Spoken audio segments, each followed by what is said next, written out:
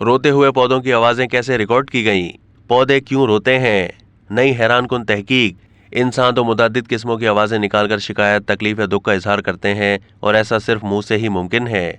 मगर तिल अबीब यूनिवर्सिटी की एक तहकीक में इंकशाफ किया गया है कि पौधों को तकलीफ या शिकायत करने के लिए मुंह की जरूरत नहीं होती और वो खुद को काटे जाने या पानी ना मिलने पर रोते हैं।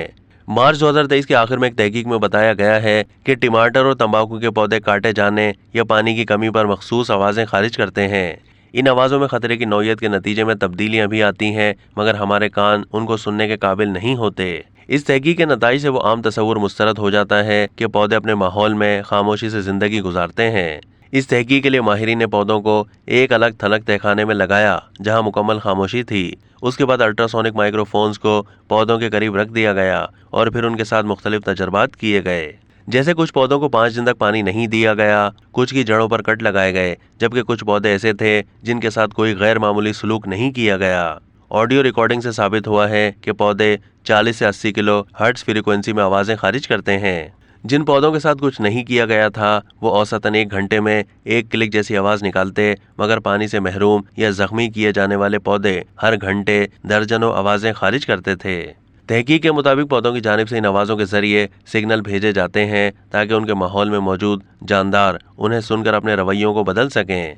तहकीक में बताया गया कि टमाटर के पौधे को 1 दिन पानी ना दिया जाए तो वो आवाज़ें निकालने लगता है, चाहे टमाटर देखने में ठीक ही क्यों ना नजर आ रहे हों।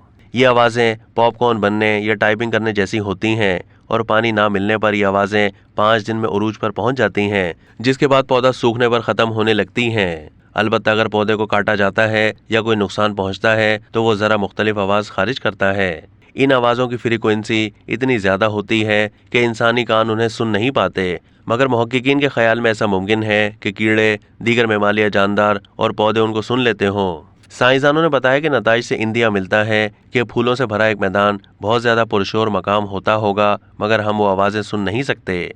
ये आवाज़ें पौधों की फरियाद होती हैं जो वो पानी की कमी या तकलीफ की सूरत में करते हैं। माहिरीन का मानना है कि दीगर पौधे इन आवाज़ों को सुनकर किसी किस्म का रद्द-ए-अमल भी जाहिर करते हैं, ताहम इस हवाले से मज़ीद तहकीक की ज़रूरत है। मुहक्किकीन को तवक्को है कि मुस्तकबिल में इस तरह की आवाज़ों से पौधों की निगहदाश्त करना मुमकिन हो जाएगा और ये मालूम होगा कि उन्हें किन मसाइल का सामना है। अभी तक ये वाज़ेह नहीं कि पौधे किस तरह ये आवाज़ें निकालते हैं, ताहम मुहक्किकीन के ख्याल में ऐसा पौधों के अंदरूनी निज़ाम में हवा के नन्हे बुलबुले बनने और फटने से होता है, बिल्कुल वैसे ही जैसे हम उंगलियां चट खाते हैं। अब तक के लिए इतना ही। मज़ीद मालूमात के लिए डेली जंग के यूट्यूब चैनल को सब्सक्राइब कीजिए।